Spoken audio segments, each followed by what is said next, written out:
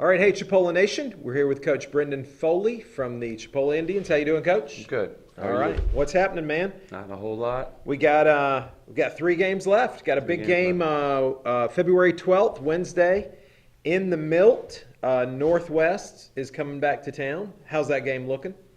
Hopefully good for the Indians. Yeah. We've played well against them so far. First time we beat them was as well as we've played in conference. We beat them by 28, and then a win over there. I think we were down 3 at half. They shot the ball extremely well. They shot 57% in the first half, and then second half defensively, and we really rebounded the ball well, and we wound up winning that game on the road. So we'd like to finish out strong against them. Objects always get better, and we can finish on a 3-game win streak. So that's what our eyes are set on right now. Yeah, that's great. And then we head to Pensacola on Saturday, and then Gulf Coast back here to finish out the conference season. Yep. So we are still a mathematical possibility. Correct. Right? Correct. Need some stuff go our way. Yeah, we need to win. Yeah. Main things we need to win. Yeah. And then obviously some people would have to lose some games. Right. But still have a shot. But Coach, how do you keep your team fired up? In these last 3 games of the season. Well, how do you keep them focused? I think it's them individually, that their character. I don't think we have any losers per se. I think they got a competitive spirit. Naturally, they want to win games, and they're competitive by human nature. And that, they're still playing for pride. They're still playing for a chance to play in the playoffs postseason.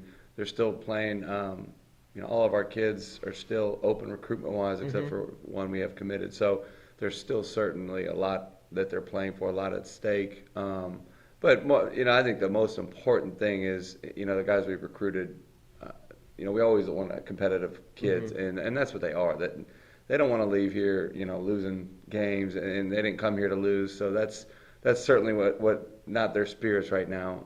And they want to, like I said, they're naturally competitive and want to win games. Yeah. And look, it's been frustrating, but you take the body of loss. It's an average of 4 points. That's 2 possessions. We're right there. But in those 4 losses, the average margin of turnover is 18. And we've talked about that in the past. It's just, this late in the year, this conference that we've talked about, which, we consider the top junior college conference, is the ACC of SEC of junior college. Right. If you're going to give your opposing team 18 extra opportunities to score, you're really taking pride in your defense, saying, "Come on!" Yeah. But all kidding aside, it's tough to win games when you're giving the other team 18 extra opportunities, and that's kind of been our Achilles heel, and it's been frustrating because, like I said, we're 2 possessions from winning these games. Something goes differently, then all of a sudden we're feeling much better about ourselves. It's just the margin for error is so thin in college basketball, especially this time of year, January, February, when teams are starting to peak, play their best basketball in conference, when everything is, like I said, the margin for error, it's they're 1, 2, 3 possession games. You got to be, you got to be very sharp. You got to execute and be very efficient. So right. Coach, I know we're right in the middle of conference, but are we already looking forward to who's going to come in here next year? And are we already out on the recruiting trail looking at high school players and looking at transfers? Well, I've heard a wise man named Coach Franklin say this once or twice. If you're not recruiting's like shaving. If you're not doing it every day, then you're not doing your job. So, right. Just dating back to the guys that I worked for in the past, Coach Huggins, Frank Martin, all those guys. It's the lifeblood of your program. So I think there's always recruiting going on. I think you have to just if you're not doing it, someone else is. Yeah. So we always want to be recruiting, and we do have quite a few freshmen that they'll have to that have potential to come back and that had good freshman seasons, a lot to build on. And we'll move forward in the spring and go through workouts and all that. But obviously we're going to have to do some recruiting and bring and fill the other roster spots because we do have quite a few sophomores, freshman qualifiers, guys that can leave with 3 years. So we'll have to fill some roster spots. But we do have stuff to build on, and I think that's what I've tried to do. Obviously when I first got the job, I had one returner.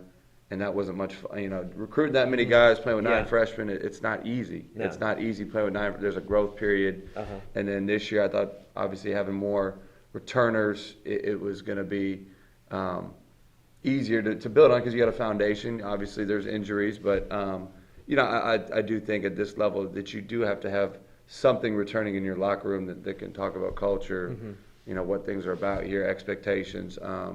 But we'll look to build on that. Yeah.